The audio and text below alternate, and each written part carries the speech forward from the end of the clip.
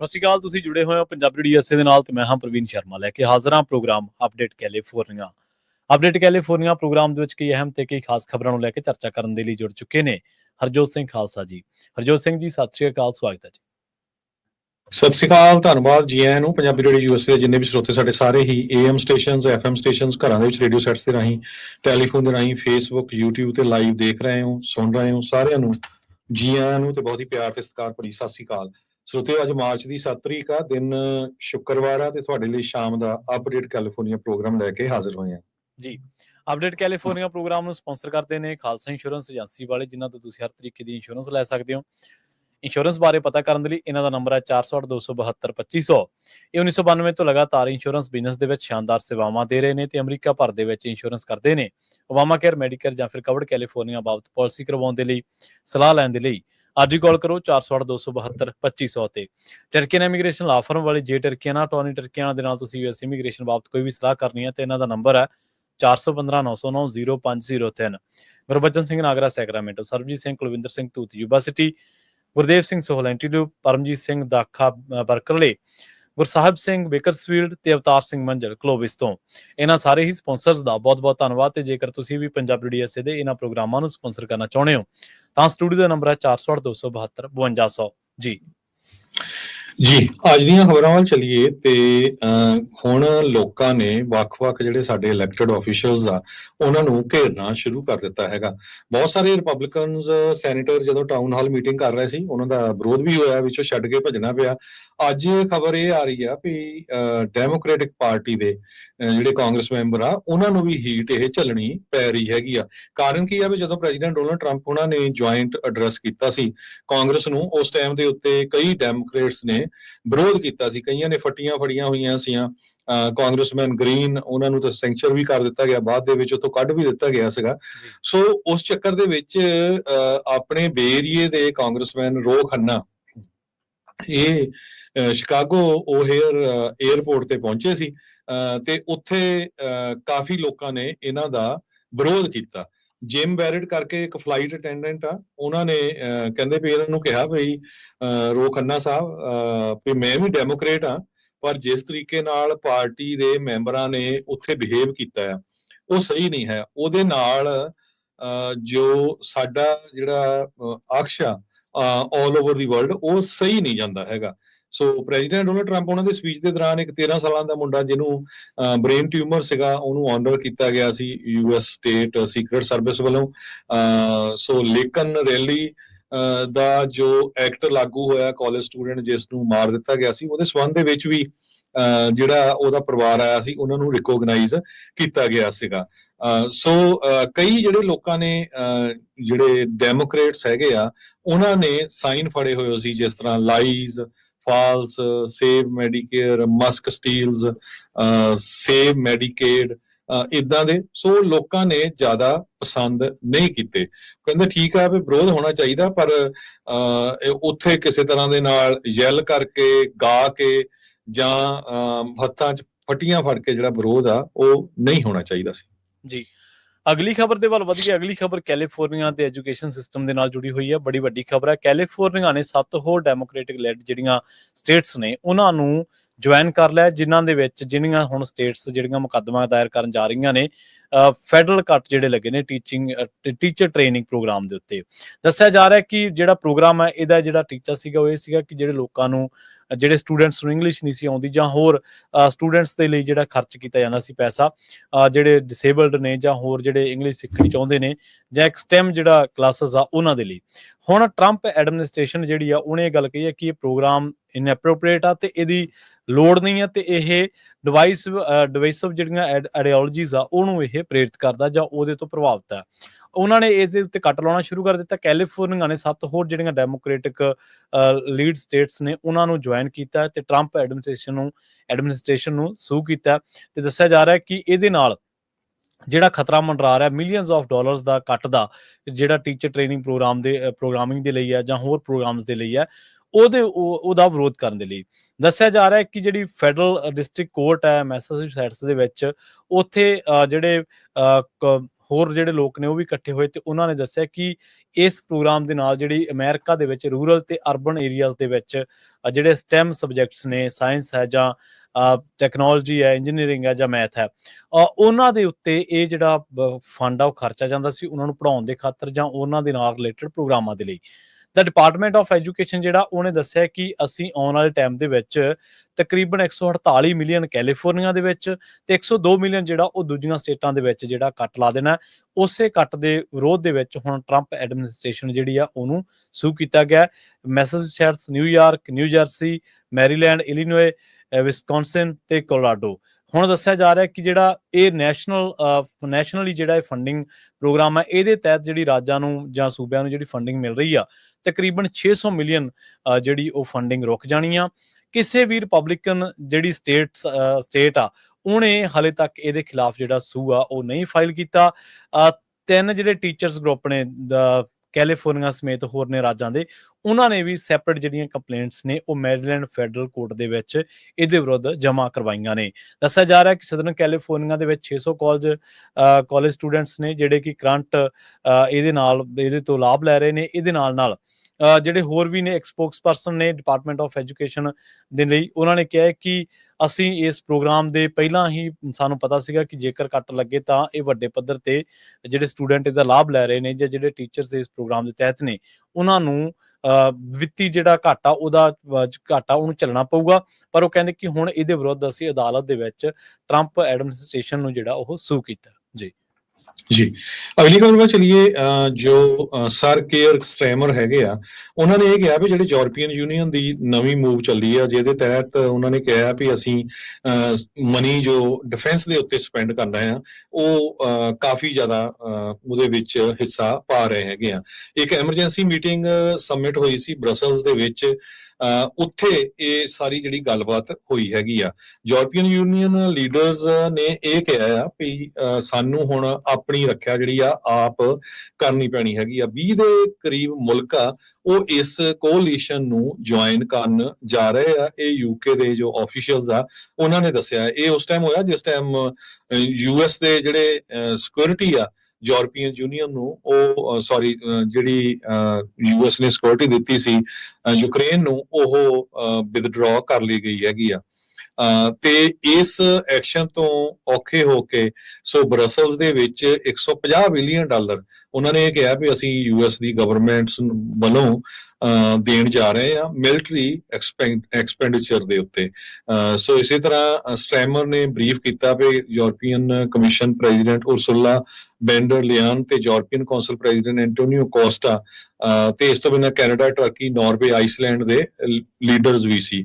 ਉਹਨਾਂ ਨੇ ਕਿਹਾ ਵੀ ਜਿਹੜੀ ਕੋਲੀਸ਼ਨ ਬਣੀ ਆ, ਕੋਲੀਸ਼ਨ ਆਫ ਦਾ ਬਿਲਿੰਗ, ਇਹ ਬਹੁਤ ਵਧੀਆ ਗੱਲ ਬਣੀ ਹੈਗੀ ਆ ਕਿਉਂਕਿ ਹੁਣ ਸਾਨੂੰ ਜਿਹੜੀ ਆਪਣੀ ਰੱਖਿਆ ਆਪ ਕਰਨੀ ਪਊਗੀ। ਅੱਜ ਦੀ ਡੇਟ ਦੇ ਵਿੱਚ ਤਾਂ ਯੂਕਰੇਨ ਤੇ ਰਸ਼ੀਆ ਨੇ ਹਮਲਾ ਕਰਤਾ, ਆਉਣ ਵਾਲੇ ਸਮੇਂ 'ਚ ਉਹ ਹੋਰ ਵੀ ਸਾਡੇ ਕਿਸੇ ਮੁਲਕ ਦੇ ਉੱਤੇ ਹਮਲਾ ਕਰ ਸਕਦਾ ਹੈਗਾ ਆ। ਸੋ ਇਹਨੂੰ ਦੇਖਦੇ ਹੋਏ ਕਹਿੰਦੇ ਵੀ ਇਹ ਸਾਡੀ ਸਾਰੀ ਕੋਲੀਸ਼ਨ ਬਣੀ ਹੈਗੀ ਆ। ਜੀ ਅਗਲੀ ਖਬਰ ਦੇ ਵੱਲ ਵਧੀਏ ਤੇ ਗੱਲ ਕਰੀਏ ਐਲਏ ਦੀ। ਐਲਏ ਦੇ ਵਿੱਚ ਜਿਹੜੀ ਐਲਏ ਸਿਟੀ ਕਾਉਂਸਲ ਆ ਉਹਨੇ ਤਕਰੀਬਨ ਜਿਹੜੀਆਂ ਇੱਕ ਮਤਾ ਜਿਹੜਾ ਲਿਆਂਦਾ ਸੀਗਾ, ਪਾਸ ਕੀਤਾ ਸੀਗਾ, ਜਿਹਦੇ ਵਿੱਚ ਜਿਹੜਾ ਲੈਂਡਲੋਰਡ ਆ ਉਹ ਵੈਕੂਏਸ਼ਨਸ ਕਰ ਸਕਦਾ ਸੀਗਾ ਜਾਂ ਰੈਨੋਵੇਸ਼ਨਸ ਦੇ ਲਈ ਜਾਂ ਹੋਰ ਕਿਸੇ ਤਰੀਕੇ ਦੇ ਲਈ। ਹੁਣ ਇਹਦੇ ਉੱਤੇ ਬੈਨ ਲਾ ਦਿੱਤਾ ਗਿਆ ਟੈਂਪਰੇਰੀਲੀ। ਐਲਏ ਦੀ ਜਿਹੜੀ ਸਿਟੀ ਕਾਉਂਸਲ ਉਹਨੇ 12-0 ਦੇ ਨਾਲ ਇਸ ਜਿਹੜੇ ਮਤੇ ਨੂੰ ਪਾਸ ਕੀਤਾ। ਦੱਸਿਆ ਜਾ ਰਿਹਾ ਕਿ ਹੁਣ ਰਿਮੋਡਲ ਜਾਂ ਹੋਰ ਜਿਹੜੀਆਂ ਪ੍ਰੋਪਰਟੀਜ਼ ਕਰਨੀਆਂ ਸੀਗੀਆਂ ਜਿਨ੍ਹਾਂ ਦੇ ਵਿੱਚ ਕਿਰਾਏਦਾਰਾਂ ਨੂੰ ਬਾਹਰ ਕੱਢਿਆ ਜਾਣਾ ਸੀਗਾ, ਉਹ ਹੁਣ ਛੇਤੀ ਕਿਤੇ ਕੋਈ ਬੰਦਾ ਕੱਢ ਨਹੀਂ ਸਕੂਗਾ। ਜਿਹੜੇ ਐਡਵੋਕੇਸੀ ਗਰੁੱਪ ਨੇ ਉਹਨਾਂ ਨੇ ਇਹ ਗੱਲ ਕਹੀ ਹੈ ਕਿ ਬਹੁਤ ਸਾਰੇ ਥਾਵਾਂ ਦੇ ਉੱਤੇ ਲੋਕਾਂ ਦੇ ਨਾਲ ਜਿਹੜਾ ਉਹਨਾਂ ਦੀ ਕਾਸਟ ਕਹਿ ਲਓ ਜਾਂ ਉਹਨਾਂ ਦੇ ਰੰਗ ਦੇ ਆਧਾਰ ਤੇ, ਉਹਨਾਂ ਦੀ ਨਸਲ ਦੇ ਆਧਾਰ ਤੇ ਜਾਂ ਜਿਹੜਾ ਉਹਨਾਂ ਦੇ ਖਿੱਤੇ ਦੇ ਆਧਾਰ ਤੇ ਲੋਕਾਂ ਨੂੰ ਹੁਣ ਜਿਹੜੀਆਂ ਰੇਡਾਂ ਪੈ ਰਹੀਆਂ ਨੇ ਇਮੀਗ੍ਰੇਸ਼ਨ ਦੀਆਂ, ਉਹਨਾਂ ਦੇ ਆਧਾਰ ਤੇ ਜਿਹੜੇ ਲੈਂਡਲੋਰਡ ਸੀਗੇ ਉਹਨਾਂ ਨੇ ਕੱਢਣਾ ਸ਼ੁਰੂ ਕਰ ਦਿੱਤਾ ਸੀਗਾ। ਨਾਲ ਹੀ ਹੁਣ ਇਹ ਗੱਲ ਕਹੀ ਗਈ ਹੈ ਕਿ ਜਿਹੜੇ ਕਿਰਾਏਦਾਰਾਂ ਦੇ ਐਡਵੋਕੇਟਸ ਨੇ ਉਹਨਾਂ ਨੇ ਆਰਗੂ ਦਿੱਤਾ ਸੀਗਾ ਕਿ ਇਹ ਜਿਹੜੀਆਂ ਜੋ ਵੀ ਤੁਸੀਂ ਕਿਸੇ ਬੰਦੇ ਨੂੰ ਘਰੋਂ ਕੱਢਣ ਦੇ ਲਈ ਜਾਂ ਹੋਰ ਮਤੇ ਲਿਆਂਦੇ ਨੇ ਜਿਹੜੇ ਅਲਾਓ ਕਰਦੇ ਨੇ ਲੈਂਡਲੋਰਡਸ ਨੂੰ ਕਿ ਉਹ ਕਿਕ ਆਊਟ ਕਰ ਸਕਦਾ ਕਦੋਂ ਵੀ ਜਿਹੜਾ ਰੈਂਟਰ ਹੈ ਜਾਂ ਹੋਰ ਮਾਮਲਿਆਂ ਦੇ ਵਿੱਚ, ਤਾਂ ਉਹ ਕਹਿੰਦੇ ਕਿ ਇਹ ਧੱਕਾ ਉਹਨਾਂ ਲੋਕਾਂ ਦੇ ਨਾਲ ਜਿਹੜੇ ਕਿਸੇ ਵੀ ਆਸਰੇ ਦੇ ਉੱਤੇ ਕਿਸੇ ਵੀ ਬਿਲਡਿੰਗ ਦੇ ਵਿੱਚ ਜਿਹੜਾ ਆਪਣਾ ਆਸਰਾ ਲੈ ਕੇ ਬੈਠੇ ਆ। ਸੋ ਹੁਣ ਜਿਹੜੇ ਡੇਵਿਡ ਕੈਚੀਅਨ ਨੇ, ਜਿਹੜੇ ਅਪਾਰਟਮੈਂਟ ਐਸੋਸੀਏਸ਼ਨ ਦੇ ਸੀਗੇ, ਗ੍ਰੇਟਰ ਲਾਸ ਐਂਜਲਸ ਦੀ ਜਿਹੜੀ ਜਥੇਬੰਦੀ ਆ ਉਹਨੂੰ ਕਰ ਰਹੇ ਸੀਗੇ ਰਿਪਰੈਜ਼ੈਂਟ, ਉਹਨਾਂ ਨੇ ਕਿਹਾ ਕਿ ਇਹ ਜਿਹੜਾ ਆਰਡੀਨੈਂਸ ਆ ਇਹ ਰਿਜ਼ਲਟ ਹੈ ਕਿ ਜਿਹੜਾ ਇਸ ਲੈਵਲ ਤੇ ਕਿ ਜਿਹੜਾ ਲੋਕ ਖਾਸ ਤੌਰ ਤੇ ਜਿਹੜੇ ਲੈਂਡਲੋਰਡਸ ਆ ਉਹਨਾਂ ਦੇ ਹੱਕਾਂ ਅਧਿਕਾਰਾਂ ਦੇ ਉੱਤੇ ਡਾਕੇ ਦੇ ਵਾਂਗੂ ਆ। ਉਹ ਕਹਿੰਦੇ ਕਿ ਇਸ ਤਰ੍ਹਾਂ ਨਹੀਂ ਹੋਣਾ ਚਾਹੀਦਾ, ਹਰ ਇੱਕ ਬੰਦੇ ਕੋਲੇ ਅਧਿਕਾਰ ਆਪਣੀ ਪ੍ਰਾਪਰਟੀ ਨੂੰ ਆਪਣੇ ਤਰੀਕੇ ਦੇ ਨਾਲ ਵਰਤਣ ਦਾ ਜਾਂ ਕਰਨ ਦਾ। ਪਰ ਹੁਣ ਇਸ ਨੂੰ ਲੈ ਕੇ ਖਾਸੀ ਐਲਏ ਦੇ ਕਈ ਹਿੱਸਿਆਂ ਦੇ ਵਿੱਚ ਖਾਸੀ ਜਿਹੜੀ ਜਦੋਜਹਿਦ ਆ ਉਹ ਹੋ ਰਹੀ ਆ। ਲਾਸ ਐਂਜਲਸ ਟਾਈਮਜ਼ ਦੀ ਇਹ ਜਿਹੜੀ ਖਬਰ ਹੈ ਇਹਦੇ ਉੱਤੇ ਖਾਸੀ ਚਰਚਾ ਅੱਜ ਐਲਏ ਦੇ ਵਿੱਚ ਹੋਈ ਆ। ਕਹਿੰਦੇ ਵੀ massive auto parts retailer California ਦੇ ਸਾਰੇ ਸਟੋਰ ਬੰਦ ਕਰਨ ਜਾ ਰਿਹਾ ਆ। ਐਡਵਾਂਸ ਆਟੋ ਪਾਰਟਸ ਨੇ ਇਹ ਅੱਜ ਜਿਹੜੀ ਪ੍ਰੈਸ ਰਿਲੀਜ਼ ਕੀਤੀ ਹੈ ਵੀ ਮਾਰਚ ਦੇ mid of March automotive giant undergoes a massive restructuring plan. ਇਹ ਉਹਨਾਂ ਨੇ ਨਵੰਬਰ ਮਹੀਨੇ ਦੇ ਵਿੱਚ ਵਾਰਨਿੰਗ ਨੋਟਿਸ ਦਿੱਤੀ ਸੀ ਆਪਣੇ EMPLOYEES ਨੂੰ 60 ਦਿਨ ਪਹਿਲਾਂ ਵੀ ਰੈਡੀ ਹੋ ਜਾਓ। 1600 ਦੇ ਕਰੀਬ ਜਿਹੜੇ ਵਰਕਰਸ ਆ ਉਹ ਆਟੋ ਪਾਰਟਸ ਰਿਟੇਲਰ ਦੀਆਂ ਜੌਬਸ ਲੂਜ਼ ਕਰ ਜਾਣਗੇ। 137 ਦੇ ਕਰੀਬ ਜਿਹੜੇ ਸਟੋਰ ਇਹ ਕੈਲੀਫੋਰਨੀਆ ਦੇ ਵਿੱਚ ਇਹਨਾਂ ਦੇ ਸੀਗੇ। ਫਰਵਰੀ ਮਹੀਨੇ 'ਚ ਇਹਨਾਂ ਨੇ ਬੰਦ ਕਰਨੇ ਸ਼ੁਰੂ ਕਰ ਦਿੱਤੇ ਸਟੋਰ, ਤੇ ਕਹਿੰਦੇ ਭਈ ਇਹ ਤੋਂ ਬਾਅਦ ਕੈਲੀਫੋਰਨੀਆ ਤੋਂ ਬਾਅਦ ਇਹਨਾਂ ਕੋਲ 725 ਦੇ ਕਰੀਬ ਨੇਸ਼ਨ ਵਾਈਡ ਹੈਗੇ ਆ, ਉਹ ਵੀ ਜਿਹੜੇ ਆਉਣ ਵਾਲੇ ਸਮੇਂ ਦੇ ਵਿੱਚ ਬੰਦ ਕੀਤੇ ਜਾ ਸਕਦੇ ਹੈਗੇ ਆ। ਕਹਿੰਦੇ ਕਾਰਨ ਉਹਨਾਂ ਨੇ ਇਹ ਦੱਸਿਆ ਵੀ ਆਪਰੇਟਿੰਗ ਲਾਸ ਆਫ $820 ਮਿਲੀਅਨ, ਚੌਥੇ ਕੁਆਟਰ 'ਚ ਉਹਨਾਂ ਨੂੰ $820 ਮਿਲੀਅਨ ਦਾ ਲਾਸ ਹੋਇਆ ਆ। ਇੱਥੋਂ ਤੁਸੀਂ ਅੰਦਾਜ਼ਾ ਲਾ ਲਓ ਤੇ ਕਿੰਨਾ ਚਿਰ ਉਹ ਜਿਹੜੇ ਸਰਵਾਈਵ ਕਰ ਸਕਦੇ ਹੈਗੇ ਆ। ਇਸ ਤੋਂ ਬਿਨਾਂ ਉਹਨਾਂ ਨੇ ਇਹ ਕਿਹਾ ਵੀ ਜਿਹੜੇ ਸਾਡੇ ਡਿਸਟ੍ਰੀਬਿਊਸ਼ਨ ਸੈਂਟਰ ਆ ਉਹਨਾਂ ਨੂੰ ਵੀ ਕੰਸੋਲੀਡੇਟ ਕਰਨ ਜਾ ਰਹੇ ਆ। 12 ਦੇ ਕਰੀਬ ਉਹਨਾਂ ਦੀਆਂ ਵੱਡੀਆਂ ਫੈਸਿਲਿਟੀਜ਼ ਹੈਗੀਆਂ ਤੇ 2026 ਤੱਕ ਜੋ ਉਹ ਇਹਨਾਂ ਲੋਕੇਸ਼ਨਾਂ ਨੂੰ ਕੰਸੋਲੀਡੇਟ ਕਰਨਗੇ। 60 ਦੇ ਕਰੀਬ ਮਾਰਕੀਟ ਹਬ ਲੋਕੇਸ਼ਨਸ ਉਹ ਮਿਡ 2020 ਚ ਖੋਲਣਗੇ। ਜੀ, ਅਗਲੀ ਖਬਰ ਜਿਹੜੀ ਆ ਉਹ ਕੈਲੀਫੋਰਨੀਆ ਦੀ ਪੋਲਿਟਿਕਸ ਦੇ ਨਾਲ ਜੁੜੀ ਹੋਈ ਆ, ਨਾਲ ਹੀ ਕਮਲਾ ਹੈਰਿਸ ਦੇ ਨਾਲ ਵੀ ਜੁੜੀ ਹੋਈ ਆ। ਇੱਕ ਵੈਬਸਾਈਟ ਹੈ ਜਿਹੜੀ ਕੈਲੀਫੋਰਨੀਆ ਦੀ, ਉਹ ਇਹ ਦਾਅਵਾ ਕਰ ਰਹੀ ਹੈ ਕਿ ਜਿਹੜੇ ਸਾਬਕਾ ਵਾਈਸ ਪ੍ਰੈਜ਼ੀਡੈਂਟ ਨੇ ਕਮਲਾ ਹੈਰਿਸ, ਉਹ ਹੁਣ ਆਪਣਾ ਡਿਸੀਜਨ ਲੈਣਗੇ ਕਿ ਉਹਨਾਂ ਨੇ ਜਿਹੜੀ ਕੈਲੀਫੋਰਨੀਆ ਦੇ ਗਵਰਨਰ ਦੇ ਲਈ ਰਨ ਕਰਨਾ ਜਾਂ ਨਹੀਂ ਕਰਨਾ। ਛੇਤੀ ਉਹ ਆਪਣੇ ਇਸ ਡਿਸੀਜਨ ਦੇ ਉੱਤੇ ਜਿਹੜੀ ਲੋਕਾਂ ਨੂੰ ਜਾਣਕਾਰੀ ਦੇ ਸਕਦੇ ਆ। ਤੇ ਇਹ ਵੀ ਦੱਸਿਆ ਕਿ ਲਾਸਟ ਈਅਰ ਜਿਹੜਾ ਪੋਲ ਸੀਗਾ UC Berkeley Institute of Governmental Studies, ਉਹਨਾਂ ਨੇ ਦੱਸਿਆ ਸੀਗਾ ਕਿ ਜਿਹੜੇ 46% ਵੋਟਰਸ ਨੇ ਉਹ ਇਹ ਚਾਹੁੰਦੇ ਨੇ ਕਿ ਉਹ ਹੈਰਿਸ ਨੂੰ ਸਪੋਰਟ ਕਰਨਗੇ, ਪਰ 42% ਜਿਹੜੇ ਨੇ ਉਹਨਾਂ ਨੇ ਗੱਲ ਕਹੀ ਸੀ ਕਿ ਅਸੀਂ ਹੈਰਿਸ ਨੂੰ ਸਪੋਰਟ ਨਹੀਂ ਕਰਾਂਗੇ। 12% ਇਹ ਜਿਹੇ ਲੋਕ ਸੀ ਜਿਨ੍ਹਾਂ ਨੇ ਇਸ ਮਸਲੇ ਦੇ ਉੱਤੇ ਆਪਣੀ ਰਾਏ ਜਿਹੜੀ ਉਹ ਦੇਣੀ ਸਹੀ ਨਹੀਂ ਸਮਝੀ। ਕਈ ਸਾਲ ਪਹਿਲਾਂ ਕਹਿੰਦੇ ਕਿ ਹੈਰਿਸ ਨੇ ਇੱਕ ਸਟੇਟ ਕੈਂਪੇਨ ਜਿਹੜੀ ਓਪਨ ਕੀਤੀ ਸੀਗੀ ਤੇ ਉਹਦੇ ਵਿੱਚ ਉਹਨਾਂ ਨੇ 226 ਜਿਹੜੇ ਗਵਰਨਰ ਦੀ ਰੇਸ ਬਾਰੇ ਦੱਸਿਆ ਸੀਗਾ, ਪਰ ਉਹ ਕਹਿੰਦੇ ਕਿ ਉਹ ਟਰਮੀਨੇਟਡ ਹੋ ਗਏ 2018 ਦੇ ਵਿੱਚ, ਤੇ ਉਸ ਤੋਂ ਬਾਅਦ ਦੱਸਿਆ ਜਾ ਰਿਹਾ ਕਿ ਫਿਰ ਉਹ ਜਿਹੜੀ ਫੈਡਰਲ ਜਿਹੜੀ ਉੱਪਰਲੀ ਜਿਹੜੀ ਸਿਆਸਤ ਆ ਉਹਦੇ ਵਿੱਚ ਉਹ ਚਲੇ ਗਏ। ਜਿਹੜੇ ਹੁਣ ਜਿਨ੍ਹਾਂ ਨਾਵਾਂ ਦੇ ਉੱਤੇ ਚਰਚਾ ਹੋ ਰਹੀ ਹੈ ਉਹਨਾਂ ਦੇ ਵਿੱਚ ਲੈਫਟੀਨੈਂਟ ਗਵਰਨਰ ਐਲਨੀ ਕਾਉਂਲਿੰਕਸ ਤੇ California superintendent of public instruction Tony Thurmond, Tony Atkins ਤੇ ਹੋਰ ਜਿਹੜੇ ਲੋਕ ਨੇ, ਉਹਨਾਂ ਨੇ ਇਹ ਗੱਲ ਕਹੀ ਹੈ ਕਿ ਜਿਹੜੀ ਕਮਲਾ ਹੈਰਿਸ ਹੈ ਇਹਨੂੰ ਖਾਸੀ ਹਮਾਇਤ ਕੈਲੀਫੋਰਨੀਆ ਦੇ ਲੋਕਾਂ ਦੀ ਜਿਹੜੀ ਉਹ ਹਾਸਲ ਆ। ਪਰ ਆਪਾਂ ਜਦੋਂ ਉਹ ਦੌੜ ਦੇ ਵਿੱਚ ਸੀਗੇ, ਪ੍ਰੈਜ਼ੀਡੈਂਟ ਦੀ ਦੌੜ ਦੇ ਵਿੱਚ, ਆਪਾਂ ਉਦੋਂ ਵੀ ਦੱਸਿਆ ਸੀਗਾ ਵੀ ਕਈ ਥਾਵਾਂ ਤੇ ਜਿੱਥੇ ਉਹ ਆਪਣੀਆਂ ਅਟਾਰਨੀ ਜਨਰਲ ਵਜੋਂ ਸੇਵਾਵਾਂ ਦੇ ਚੁੱਕੇ ਨੇ ਉੱਥੇ ਉਹਨਾਂ ਨੇ ਕਿਹੋ ਜਿਹਾ ਪ੍ਰਦਰਸ਼ਨ ਰਿਹਾ, ਵਾਈਸ ਪ੍ਰੈਜ਼ੀਡੈਂਟ ਵਜੋਂ ਉਹਨਾਂ ਦਾ ਕਿਹੋ ਜਿਹਾ ਪ੍ਰਦਰਸ਼ਨ ਰਿਹਾ, ਉਹਨਾਂ ਦੀ ਐਂਟੀ ਇਨਕੰਬੈਂਸੀ ਜਿਹੜੀ ਹੈ ਹਾਰ ਦਾ ਬਹੁਤ ਵੱਡਾ ਕਾਰਨ ਬਣੀ।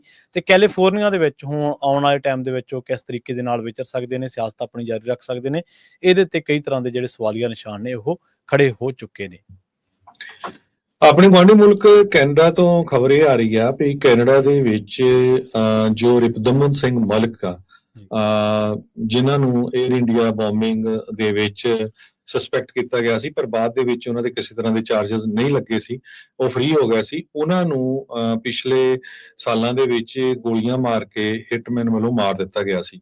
ਸੋ 2 ਹਿਟਮੈਨ ਆ ਉਹ ਪੁਲਿਸ ਵੱਲੋਂ ਅਰੈਸਟ ਕਰ ਲਏ ਗਏ ਸੀ, ਪਹਿਲੇ ਨੂੰ ਸਜ਼ਾ ਸੁਣਾ ਦਿੱਤੀ ਗਈ ਸੀ। ਅੱਜ ਜੋ ਦੂਸਰਾ ਹਿਟਮੈਨ ਸੀਗਾ ਹੋਜ਼ੇ ਲੋਪੇਜ਼, ਇਸ ਨੇ ਗਿਲਟੀ ਪਲੀਆ ਕਰ ਲਿਆ ਵੀ ਮੈਂ ਰਿਪੁਦਮਨ ਸਿੰਘ ਮਲਿਕ ਉਹਨਾਂ ਨੂੰ ਮਾਰਿਆ, ਤੇ ਉਹਨੂੰ ਜਿਹੜੀ ਆ ਅੱਜ life in prison without the possibility of parole 20 ਸਾਲਾਂ ਦੇ ਲਈ ਦਿੱਤੀ ਗਈ ਹੈਗੀ ਆ।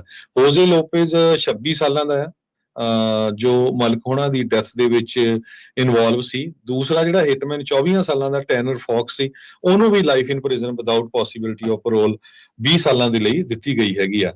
ਲੋਪੇਜ਼ ਕਹਿੰਦੇ ਕਾਲਾ ਸੂਟ ਪਾ ਕੇ ਆਪਣੇ ਪਰਿਵਾਰ ਦੇ ਨਾਲ ਬੈਠਾ ਸੀ ਜਦੋਂ ਉਹਨੂੰ ਸੈਂਟੈਂਸ ਸੁਣਾਈ ਗਈ ਆ BC ਦੀ ਸੁਪਰੀਮ ਕੋਰਟ, ਜੋ ਨਿਊ ਵੈਸਟਮਿਨਿਸਟਰ ਜੋ ਸਵਰਬ ਆਫ ਵੈਨਕੂਵਰ ਹੈਗਾ ਉੱਥੇ।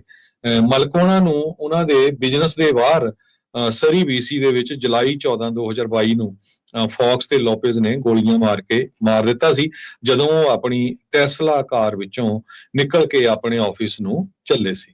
ਜੀ, ਅਗਲੀ ਖਬਰ ਦੇ ਵੱਲ ਵਧੀਏ ਤੇ ਇੱਕ ਜਿਹੜਾ ਲਾਸ ਐਂਜਲਸ ਫਾਇਰ ਡਿਪਾਰਟਮੈਂਟ ਦਾ ਇੱਕ ਜਿਹੜਾ ਬੰਦਾ ਹੈ, ਆਫੀਸਰ ਆ, ਉਹਨੂੰ ਟਾਪ ਆਫੀਸਰ ਹੈ, ਉਹਨੂੰ ਹੁਣ ਰਿਮੂਵ ਕਰ ਦਿੱਤਾ ਗਿਆ ਉਹਦੀ ਪੋਸਟ ਦੇ ਉੱਤੇ ਤੇ ਉਹਨੂੰ ਇੰਟਰਨਲ ਜਿਹੜੀ ਇਨਵੈਸਟੀਗੇਸ਼ਨ ਆ ਉਹਨੂੰ ਫੇਸ ਕਰਨੀ ਪਊਗੀ। ਦੋਸ਼ ਇਹ ਲੱਗੇ ਨੇ ਕਿ ਉਹਨੇ ਫਾਈਨੈਂਸ਼ੀਅਲ ਜਿਹੜੀਆਂ ਇੰਪ੍ਰੋਪਰਟੀਜ਼ ਸੀਗੀਆਂ ਉਹਦੇ ਵਿੱਚ ਉਹ ਇਨਵੋਲਵ ਸੀਗਾ ਤੇ ਜਿਹੜੀਆਂ ਯੂਨੀਅਨ ਦੀ ਚੈਰਿਟੀ ਦੇ ਲਈ ਇਕੱਠੀਆਂ ਹੋਈਆਂ ਸੀਗੀਆਂ, ਜਿਹੜੇ ਇੰਜਰਡ ਫਾਇਰ ਫਾਈਟਰਸ ਨੇ ਜਾਂ ਹੋਰ ਜਿਹੜੇ ਨੇ 5000 ਤੱਕ ਦੀ ਜਿਹੜੀ ਪਰਸਨਲ ਐਕਸਪੈਂਸਿਸ ਨੇ ਉਹਨਾਂ ਦੇ ਲਈ। ਦੱਸਦੇ ਆ ਕਿ ਇਸ ਬੰਦੇ ਨੇ ਇਹਨਾਂ ਸਾਰੀਆਂ ਜਿਹੜੀਆਂ ਐਂਟਰੀ ਸੀਗੀਆਂ ਉਹਨਾਂ ਦੇ ਵਿੱਚ ਘਪਲੇਬਾਜ਼ੀ ਦੇ ਦੋਸ਼ ਲੱਗੇ ਨੇ। ਦੱਸਿਆ ਜਾ ਰਿਹਾ ਕਿ ਜਿਹੜੀ ਇੰਟਰਨੈਸ਼ਨਲ ਐਸੋਸੀਏਸ਼ਨ ਆ ਫਾਇਰ ਫਾਈਟਰਸ ਦੀ, ਉਹਨੇ ਇਹ ਗੱਲ ਕਹੀ ਹੈ ਕਿ ਐਡਮ ਵਾਲਕਰ ਜਿਹੜਾ ਕਿ ਸੀਗਾ secretary of the united firefighters of Los Angeles city, ਉਹਨੂੰ ਹੁਣ ਦੱਸਿਆ ਗਿਆ ਕਿ ਉਹਨੇ ਤਕਰੀਬਨ $75,000 ਜਿਹੜੇ ਕਿ ਚੈਰਿਟੀ ਦੇ ਲਈ ਇਕੱਠੇ ਕੀਤੇ ਸੀਗੇ ਇੰਜਰਡ ਫਾਇਰ ਫਾਈਟਰਸ ਦੇ ਲਈ ਜਾਂ ਹੋਰਨਾਂ ਸੇਵਾਵਾਂ ਦੇ ਲਈ, ਤਾਂ ਉਹਦੇ ਵਿੱਚੋਂ $75,000 ਜਿਹੜੇ ਨੇ ਉਹਨੇ ਆਪਣੇ ਪਰਸਨਲ ਅਕਾਊਂਟ ਦੇ ਵਿੱਚ ਜਮ੍ਹਾਂ ਕੀਤੇ ਨੇ, ਪਰਸਨਲ ਖਾਤੇ ਦੇ ਵਿੱਚ ਪਾ ਲਏ ਦਸੰਬਰ 2022 ਤੋਂ ਲੈ ਕੇ ਜਨਵਰੀ 2023 ਤੱਕ। ਜਿਹੜੀ ਇੰਟਰਨਲ IFF ਦੇ ਰਿਕਾਰਡ ਦੇ ਮੁਤਾਬਕ ਦੱਸਿਆ ਜਾ ਰਿਹਾ ਦਾ ਉਹਨਾਂ ਨੇ ਇਸ ਗੱਲ ਦੀ ਦੱਸੀ। ਵਾਲਕਰ ਜਿਹੜਾ ਉਹਨੇ ਦਾਅਵਾ ਕੀਤਾ ਹੈ ਕਿ ਜਿਹੜੇ ਇਹ ਐਲੀਗੇਸ਼ਨ ਲੱਗੇ ਨੇ ਉਹ ਫਾਲਸ ਨੇ ਤੇ ਉਹਨੇ ਦੱਸਿਆ ਕਿ ਅਕਾਊਂਟ ਜਿਹੜਾ ਉਹਨੇ ਚੈਰਿਟੀ ਦੇ ਵਿੱਚੋਂ ਖਾਤੇ ਦੇ ਵਿੱਚੋਂ ਲਏ ਸੀਗੇ ਉਹਨੇ ਫਾਊਂਡੇਸ਼ਨ ਦੇ ਲਈ ਕਢਾਏ ਸੀ ਜਾਂ ਬਹੁਤ ਬਾਅਦ ਦੇ ਵਿੱਚ ਕੁਝ ਪੈਸੇ ਉਹਨੇ ਜਿਹੜੇ ਉਹ ਜਮ੍ਹਾਂ ਕਰਾਏ ਸੀਗੇ। ਵਾਲਕਰ ਜਿਹੜਾ ਕਾਫੀ ਸਮੇਂ ਤੱਕ ਟਾਪ ਆਫ ਜੌਬ ਤੇ ਰਿਹਾ ਲਗਾਤਾਰ ਫਾਇਰ ਫਾਈਟਰਸ ਦੇ ਇਸ ਜਥੇਬੰਦੀ ਦੇ ਵਿੱਚ, ਤੇ ਦੱਸਿਆ ਜਾ ਰਿਹਾ ਕਿ ਉਹਨੇ ਇੱਕ ਵਾਰ ਉਹਨੇ ਜਿਹੜਾ ਸਕਰੀਨਸ਼ਾਟ ਆ $17,000 ਦਾ ਉਹਨੂੰ ਵੀ ਖਰਚੇ ਦੇ ਵਿੱਚ ਦਿਖਾ ਕੇ ਉਹ ਵੀ ਜਿਹੜੇ ਰੀਇੰਬਰਸ ਕੀਤੇ ਆਪਣੇ ਖਾਤੇ ਦੇ ਵਿੱਚ। ਸੋ ਇਸ ਤਰ੍ਹਾਂ ਦੀਆਂ ਕਈ ਐਂਟੀਟੀਜ਼ ਆ ਜਿਨ੍ਹਾਂ ਦੇ ਉੱਤੇ ਉਹ ਹਾਲੇ ਤੱਕ ਤਸੱਲੀਬਖਸ਼ ਜਵਾਬ ਜਿਹੜਾ ਉਹ ਨਹੀਂ ਦੇ ਸਕਿਆ। ਹੁਣ ਦੱਸਦੇ ਆ ਕਿ ਇਸ ਬੰਦੇ ਨੂੰ ਜਿਹੜਾ ਉਹ ਫਾਇਰ ਫਾਈਟਰ ਦੀ ਜਿਹੜੀ ਯੂਨੀਅਨ ਆ ਉਹਨੇ ਇੰਟਰਨਲ ਇਨਕੁਆਇਰੀ ਤਾਂ ਬਿਠਾਈ ਦਿੱਤੀ ਹੈ ਤੇ ਦੱਸਿਆ ਜਾ ਰਿਹਾ ਕਿ ਇਹਦੇ ਉੱਤੇ ਜਿਹੜੀ ਆਉਣ ਵਾਲੇ ਦਿਨਾਂ ਦੇ ਵਿੱਚ ਕਾਰਵਾਈ ਵੀ ਜਿਹੜੀ ਆ ਉਹ ਹੋ ਸਕਦੀ ਹੈ। ਅਗਲੀ ਖਬਰ ਫ੍ਰਿਜ਼ਨੋ ਸ਼ਹਿਰ ਚੋਂ ਆ ਰਹੀ ਆ। ਫ੍ਰਿਜ਼ਨੋ ਸ਼ਹਿਰ ਦੇ ਵਿੱਚ ਗੁਰਦੁਆਰਾ ਨਾਨਕਸਰ ਸਾਹਿਬ ਚੈਰੀ ਰੋਡ ਦੇ ਉੱਤੇ ਨਵੀਂ ਗੁਰਦੁਆਰਾ ਸਾਹਿਬ ਦੀ ਇਮਾਰਤ ਬਣੀ ਹੈਗੀ ਆ ਤੇ ਉੱਥੇ 75 ਫੁੱਟ ਉੱਚਾ ਉਹਨਾਂ ਨੇ ਨਿਸ਼ਾਨ ਸਾਹਿਬ ਲਾਣਾ ਸੀ ਤੇ ਪਹਿਲਾਂ ਜਿਹੜਾ ਸਿਟੀ ਆ ਉਹਨਾਂ ਨੇ ਨਾ ਕਰ ਦਿੱਤੀ ਸੀ। ਫਿਰ ਇਹ ਮਸਲਾ ਜਿਹੜਾ ਆ ਫ੍ਰਿਜ਼ਨੋ ਦੇ ਪਲਾਨਿੰਗ ਕਮਿਸ਼ਨ ਕੋ ਗਿਆ ਤੇ ਫ੍ਰਿਜ਼ਨੋ ਦੀ ਪਲਾਨਿੰਗ ਕਮਿਸ਼ਨ ਨੇ ਜਨੈਨੀ ਮਸਲੀ ਇਹ ਜੋ ਅਪਰੂਵ ਕਰ ਦਿੱਤਾ ਵੀ ਹਾਂ ਨਿਸ਼ਾਨ ਸਾਹਿਬ 75 ਫੁੱਟ ਉੱਚਾ ਉੱਥੇ ਲੱਗ ਸਕਦਾ ਹੈਗਾ ਆ। ਸਿਟੀ ਕੋਡ ਜਿਹੜੀ ਆ ਉਹ ਅਲਾਉ ਕਰਦੀ ਸੀ ਵੀ ਫਲੈਗ ਪੋਲ ਸਿਰਫ 25 ਫੁੱਟ ਉੱਚੇ ਲੱਗ ਸਕਦੇ ਹੈਗੇ ਆ। ਸੋ ਕਮਿਸ਼ਨ ਨੇ 7 ਦੇ ਮੁਕਾਬਲੇ 0 ਦੇ ਨਾਲ ਫੇਵਰ ਕੀਤਾ ਗੁਰਦੁਆਰਾ ਸਾਹਿਬ ਦੇ ਹੱਕ ਦੇ ਵਿੱਚ। ਨਿਸ਼ਾਨ ਸਾਹਿਬ ਸਾਰਿਆਂ ਨੂੰ ਪਤਾ ਹੀ ਆ ਵੀ ਟ੍ਰਾਈਐਂਗੂਲਰ ਫਲੈਗ ਜਿਹੜਾ ਹੁੰਦਾ ਇਹਨੂੰ ਜਾਣਿਆ ਜਾਂਦਾ ਆ ਜੋ ਕਿ ਸਿੱਖ ਫੇਥ ਨੂੰ ਰਿਪਰੈਜ਼ੈਂਟ ਕਰਦਾ ਆ। ਤੇ ਇਹਦੇ ਸੰਬੰਧ ਦੇ ਵਿੱਚ ਇੱਕ ਜੋ ਉੱਥੇ ਗਏ ਹੋਏ ਸੀ ਆਪਣੇ ਪੰਜਾਬੀ, ਉਹਨਾਂ ਨੇ ਇਹ ਕਿਹਾ ਵੀ ਇਹ ਇਕੱਲਾ ਝੰਡਾ ਨਹੀਂ ਹੈ, ਇਹ ਸਾਡਾ ਲਿਵਿੰਗ ਸਿੰਬਲ ਆਫ ਫੇਥ ਆ। ਇਹ ਟੈਂਪਲ ਦੇ ਜੇ ਇੱਕ ਮੈਂਬਰ ਸੀ ਜਿਨ੍ਹਾਂ ਨੇ ਕਿਹਾ ਵੀ ਇਹ ਸਾਡਾ ਹੈਰੀਟੇਜ ਆ, ਪਾਰਟ ਆਫ ਰਿਲੀਜਨ ਹੈਗਾ। ਪਲਾਨਿੰਗ ਕਮਿਸ਼ਨਰ ਗੁਰਦੀਪ ਸਿੰਘ ਸ਼ੇਰਗਿੱਲ ਵੀ ਆ, ਉਹਨਾਂ ਨੇ ਇਸ ਦਾ ਜਿਹੜਾ ਸਪੋਰਟ ਕੀਤਾ। ਉਹਨਾਂ ਨੇ ਇਹ ਕਿਹਾ ਵੀ ਜਿਹੜਾ ਫਲੈਗ ਪੋਲ ਆ ਇਹ ਇੱਕ ਤਰ੍ਹਾਂ ਦੇ ਨਾਲ ਹਰ ਇੱਕ ਨੂੰ ਦੱਸਦਾ ਹੈ, ਖਾਸ ਕਰਕੇ ਕੋਈ ਹੋਮਲੈਸ ਆ ਜਾਂ ਕਿਸੇ ਨੂੰ ਫੂਡ ਦੀ ਜ਼ਰੂਰਤ ਆ, ਲੰਗਰ ਦੀ ਜ਼ਰੂਰਤ ਆ, ਵੀ ਗੁਰਦੁਆਰਾ ਸਾਹਿਬ ਦੇ ਵਿੱਚ ਜਿਹੜੀਆਂ ਸਰਵਿਸਿਜ਼ ਆ ਉਹ ਫ੍ਰੀ ਹੈਗੀਆਂ ਤੇ ਕਿਸੇ ਟਾਈਮ ਵੀ ਜਾ ਕੇ ਉਹ ਗੁਰਦੁਆਰਾ ਸਾਹਿਬ ਦੇ ਵਿੱਚ ਲੰਗਰ ਛਕ ਸਕਦੇ ਹੈਗੇ ਆ। ਕਮਿਸ਼ਨਰ DJ ਕਨਾਈਨਰ ਪੈਸਟਰ ਜੋ ਸੇਂਟ ਰੈਸਟ ਬੈਪਟਿਸਟ ਚਰਚ ਦੇ ਆ, ਉਹਨਾਂ ਨੇ ਇਹ ਕਿਹਾ ਵੀ ਰਿਲੀਜੀਅਸ ਫੈਸਿਲਿਟੀਜ਼ ਨੂੰ ਡਿਫਰੈਂਟ ਤਾਂ ਨਹੀਂ ਟਰੀਟ ਕਰਨਾ ਚਾਹੀਦਾ ਹੈਗਾ ਸਿਟੀ ਨਾਲੋਂ, ਪਰ ਕਿਉਂਕਿ ਇਹ ਧਾਰਮਿਕ ਜਗ੍ਹਾ ਹੈਗੀ ਆ ਜਿੱਥੇ ਕੋਈ ਵੀ ਬੰਦਾ ਜਾ ਸਕਦਾ ਹੈਗਾ, ਸੋ ਮੈਂ ਇਹਦੇ ਹੱਕ ਦੇ ਵਿੱਚ ਹੈਗੇ ਆ। ਸੋ ਕਹਿੰਦੇ ਵੀ 75 ਫੁੱਟ ਉੱਚਾ ਜੋ ਨਿਸ਼ਾਨ ਸਾਹਿਬ ਆ, ਕਹਿੰਦੇ ਵੀ ਇਹ ਉਸੇ ਕ੍ਰਾਈਟੇਰੀਆ ਦੇ ਵਿੱਚ ਆਉਂਦਾ ਐਕਸੈਪਸ਼ਨਲ ਔਰ ਐਕਸਟਰਾ ਆਰਡੀਨਰੀ ਸਰਕਮਸਟੈਂਸਸ ਦੇ ਅੰਡਰ। ਸੋ ਨਾਨਕਸਰ ਸਾਹਿਬ ਗੁਰਦੁਆਰਾ ਜੋ ਚੈਰੀ ਰੋਡ ਦੇ ਉੱਤੇ ਨਵੀਂ ਬਿਲਡਿੰਗ ਬਣੀ ਆ ਉੱਥੇ ਹੁਣ 75 ਫੁੱਟ ਉੱਚਾ ਨਿਸ਼ਾਨ ਸਾਹਿਬ ਚੜਾਇਆ ਜਾਊਗਾ। ਜੀ। ਤੇ ਆਪਣਾ ਜਿਹੜਾ ਖਬਰਾਂ ਦਾ ਸਮਾਂ ਹਰਜੋਤ ਸਿੰਘ ਜੀ ਉਹ ਸਮਾਪਤੀ ਵਾਲਾ ਜਾਂਦੇ ਸਟਾਕ ਦੇ ਬਾਰੇ ਤੇ ਕਰੰਸੀ ਦੇ ਬਾਰੇ ਜਿਹੜੀ ਜਾਣਕਾਰੀ ਆ ਉਹ ਦਿੰਦੇ ਚਲੀਏ ਜੀ। ਜੀ ਬਿਲਕੁਲ, ਜਿਹੜੀ ਸਟਾਕ ਦੀ ਜੇ ਗੱਲਬਾਤ ਕਰਦੇ ਜਾਈਏ, ਸਟਾਕ ਪਿਛਲੇ 2-3 ਦਿਨ ਤਾਂ ਪੂਰੀ ਤਰ੍ਹਾਂ ਉਹ ਐਨ ਹਿੱਲ ਗਏ ਸੀ, ਕਿਉਂਕਿ ਟੈਰਿਫਸ ਨੂੰ ਲੈ ਕੇ 1000 ਤੋਂ ਵੱਧ ਪੁਆਇੰਟ ਥੱਲੇ ਤੱਕ ਚੱਲ ਗਿਆ ਸੀ। ਪਰ ਜੇ ਅੱਜ ਦੀ ਦੱਸਦੀ ਜਾਈਏ, ਅੱਜ ਡਾਓ ਜੋਨ ਇੰਡਸਟਰੀਅਲ 0.52% ਅਪ ਗਿਆ ਤੇ ਕਲੋਜ਼ ਹੋਇਆ 42,801.72 ਦੇ ਉੱਤੇ। S&P ਇੰਡੈਕਸ ਜਿਹੜਾ ਅਪ ਗਿਆ 0.55%, ਕਲੋਜ਼ ਹੋਇਆ 5770.20 ਦੇ ਉੱਤੇ। ਨੈਸਡੈਕ ਅਪ ਗਿਆ 0.70% ਤੇ ਕਲੋਜ਼ ਹੋਇਆ 18,196.22 ਦੇ ਉੱਤੇ। ਜੀ, ਇਸੇ ਤਰ੍ਹਾਂ ਜੇਕਰ ਕਰੰਸੀ ਦੀ ਗੱਲ ਕਰੀਏ ਤਾਂ ਅੱਜ ਇੱਕ US ਡਾਲਰ ਦੀ ਕੀਮਤ ਕੈਨੇਡਾ ਦੇ ਮਾਫ ਕਰਨਾ ਇੰਡੀਆ ਦੇ 87 ਰੁਪਏ ਤੇ 15 ਪੈਸੇ ਦੇ ਬਰਾਬਰ, ਕੈਨੇਡਾ ਦੇ 1 ਡਾਲਰ ਤੇ 44 ਸੈਂਟ ਦੇ ਬਰਾਬਰ ਤੇ ਪਾਕਿਸਤਾਨ ਦੇ 279 ਰੁਪਏ 90 ਪੈਸੇ ਦੇ ਬਰਾਬਰ ਇੱਕ US ਡਾਲਰ ਦੀ ਕੀਮਤ ਰਹੀ ਹੈ। ਤੇ ਇੱਕ ਵਾਰੀ ਫੇਰ ਸਰੋਤਿਆਂ ਨੂੰ ਦੱਸਦੀ ਜਾਈਏ, ਕੱਲ ਨੂੰ ਸ਼ਨੀਚਰਵਾਰ ਨੂੰ ਹਰ ਵੀਕ ਦੀ ਤਰ੍ਹਾਂ ਸਵੇਰੇ 9 ਵਜੇ ਤੋਂ ਲੈ ਕੇ 11 ਵਜੇ ਤਾਈਂ ਪ੍ਰੋਗਰਾਮ ਹੁੰਦਾ ਅਪਡੇਟ ਇਮੀਗ੍ਰੇਸ਼ਨ। ਉਸ ਪ੍ਰੋਗਰਾਮ ਦੇ ਵਿੱਚ ਸਾਡੇ ਨਾਲ ਅਟਾਰਨੀ ਜੇ ਤਿਰਕੀਆਣਾ ਜੀ ਜੁੜਦੇ ਆ। ਇਮੀਗ੍ਰੇਸ਼ਨ ਦਾ ਮੁੱਦਾ ਇਸ ਟਾਈਮ ਦੇ ਉੱਤੇ ਬਹੁਤ ਹੌਟ ਹੈਗਾ। ਬਹੁਤ ਸਾਰੇ ਲੋਕਾਂ ਨੂੰ ਡਿਪੋਰਟ ਕੀਤਾ ਜਾ ਰਿਹਾ, ਕਈ ਮੁਲਕ ਬਲੈਕ ਲਿਸਟ ਕੀਤੇ ਜਾ ਰਹੇ ਆ ਵੀ ਉੱਥੇ ਜਾ ਨਹੀਂ ਸਕਦੇ ਹੈਗੇ। ਇੱਕ ਪ੍ਰੋਗਰਾਮ ਸੀ ਜਿਹਦੇ ਵਿੱਚ ਗ੍ਰੀਨ ਕਾਰਡ ਹੋਲਡਰਸ ਕਿਸ ਤਰ੍ਹਾਂ ਸਿਟੀਜ਼ਨ ਬਣ ਸਕਦੇ ਆ, ਉਹ ਫੰਡਿੰਗ ਦਿੱਤੀ ਜਾਂਦੀ ਸੀ ਉਹਨਾਂ ਆਰਗੇਨਾਈਜੇਸ਼ਨਸ ਨੂੰ ਜੋ ਤਿਆਰੀ ਕਰਾਉਂਦੇ ਸੀ, ਉਹ ਵੀ ਬੰਦ ਕਰ ਦਿੱਤੀ ਗਈ ਹੈ। ਸੋ ਬਹੁਤ ਕੁਝ ਇਮੀਗ੍ਰੇਸ਼ਨ ਦੇ ਸੰਬੰਧ ਦੇ ਵਿੱਚ ਚੱਲ ਰਿਹਾ ਤੇ ਉਹ ਕੁਐਸਚਨ ਆਨਸਰ ਵੀ ਹੋਣਗੇ। ਤੇ ਕੈਲੀਫੋਰਨੀਆ ਦੇ ਸਮੇਂ ਮੁਤਾਬਕ ਸਵੇਰ ਦੇ 9 ਵਜੇ ਤੋਂ ਲੈ ਕੇ 11 ਵਜੇ ਤਾਈਂ ਉਹ ਪ੍ਰੋਗਰਾਮ ਚੱਲੂਗਾ ਤੇ ਉਸ ਪ੍ਰੋਗਰਾਮ ਦੇ ਵਿੱਚ ਤੁਸੀਂ ਹਿੱਸਾ ਲੈ ਸਕਦੇ ਹੈਗੇ। ਜੀ ਬਿਲਕੁਲ, ਸੋ ਅਪਡੇਟ ਕੈਲੀਫੋਰਨੀਆ ਨੂੰ ਆਪਾਂ ਇੱਥੇ ਸਮਾਪਤ ਕਰਾਂਗੇ। ਇੱਕ ਜਾਂਦੇ ਬੇਨਤੀ ਤੁਹਾਨੂੰ ਸਾਰਿਆਂ ਨੂੰ ਕਰਦੇ ਚੱਲੀਏ ਕਿ ਪੰਜਾਬੀ ਰੇਡੀਓ ਐਸੇ ਤੇ ਜਿਹੜੀਆਂ ਆਪਾਂ ਖਬਰਾਂ ਕਰਦੇ ਹਾਂ, ਇਹਨਾਂ ਦੇ ਵਿੱਚੋਂ ਜਿਹੜੀਆਂ ਖਾਸ ਖਬਰਾਂ ਹੁੰਦੀਆਂ ਨੇ, ਇਹਨਾਂ ਦੇ ਵਿੱਚੋਂ ਕੁਝ ਇਨਫੋਰਮੇਸ਼ਨ ਕਲਿੱਪਸ ਦੇ ਰੂਪ ਦੇ ਵਿੱਚ ਆਪਾਂ Instagram, TikTok, Punjabi TV USA ਦੇ YouTube ਚੈਨਲ ਦੇ ਉੱਤੇ ਤੇ ਪੰਜਾਬੀ ਰੇਡੀਓ USA ਦੇ YouTube ਚੈਨਲ ਦੇ ਉੱਤੇ ਆਪਾਂ ਅਪਲੋਡ ਕਰਦੇ ਹਾਂ। ਤੁਸੀਂ ਇਹਨਾਂ ਸਾਰੇ ਮੰਚਾਂ ਦੇ ਨਾਲ ਜ਼ਰੂਰ ਜੁੜੋ, ਕਿਉਂਕਿ ਜੇਕਰ ਤੁਸੀਂ ਚਾਹੁੰਦੇ ਹੋ ਕਿ ਸਹੀ ਜਾਣਕਾਰੀ, ਸਟੀਕ ਇਨਫੋਰਮੇਸ਼ਨ ਦਾ ਪਸਾਰਾ ਸਾਰੇ ਤੱਕ ਹੋ ਸਕੇ ਤਾਂ ਇਹਨਾਂ ਮੰਚਾਂ ਦੇ ਨਾਲ ਜ਼ਰੂਰ ਜੁੜੋ। ਟਿਕਟੌਕ ਤੇ ਤੁਸੀਂ ਹੈਗੇ ਆ ਤਾਂ ਪੰਜਾਬੀ ਰੇਡੀਓ ਐਸੇ ਨੂੰ ਤੁਸੀਂ ਉੱਥੋਂ ਵੀ ਲਾਈਕ ਕਰ ਸਕਦੇ ਆ, ਫੋਲੋ ਜ਼ਰੂਰ ਕਰ ਲਓ। ਇਸੇ ਤਰ੍ਹਾਂ ਅਸੀਂ ਟਵਿੱਟਰ ਤੇ ਵੀ ਹਾਂ, ਇਸੇ ਤਰ੍ਹਾਂ ਅਸੀਂ ਇੰਸਟਾਗ੍ਰਾਮ ਤੇ ਵੀ ਹਾਂ। ਪੰਜਾਬੀ TV USA, ਕਿਉਂਕਿ ਇੰਡੀਆ ਦੇ ਵਿੱਚ ਪੰਜਾਬੀ ਰੇਡੀਓ ਐਸੇ ਨੂੰ ਨਹੀਂ ਸਰਕਾਰਾਂ ਚਾਹੁੰਦੀਆਂ ਕਿ ਉੱਥੇ ਦੇਖਣ ਲੋਕ, ਇਸ ਦੇ ਲਈ ਪੰਜਾਬੀ TV USA ਦਾ ਜਿਹੜਾ YouTube ਚੈਨਲ ਦਾ ਜਿਹੜਾ ਪੇਜ ਆ ਉਹਨੂੰ ਸਬਸਕ੍ਰਾਈਬ ਕਰ ਲਓ ਤੇ ਜਿਹੜਾ Facebook ਪੇਜ ਆ ਉਹਨੂੰ ਲਾਈਕ ਜ਼ਰੂਰ ਕਰ ਲਓ। ਸੋ ਇੱਥੇ ਸਰੋਤਿਆਂ ਤੋਂ ਇਜਾਜ਼ਤ ਲੈਂਦੇ ਆ, ਮੇਰੇ ਹਰਜੋਤ ਸਿੰਘ ਵੱਲੋਂ ਤੇ ਪ੍ਰਵੀਨ ਸ਼ਰਮਾ ਵੱਲੋਂ ਤੁਹਾਨੂੰ ਸਾਰਿਆਂ ਨੂੰ ਬਹੁਤ ਹੀ ਪਿਆਰ ਤੇ ਸਤਿਕਾਰ ਭਰੀ ਸਤਿ ਸ੍ਰੀ ਅਕਾਲ ਤੇ ਸੁਣਦੇ ਰਹੋ ਪੰਜਾਬੀ ਰੇਡੀਓ US।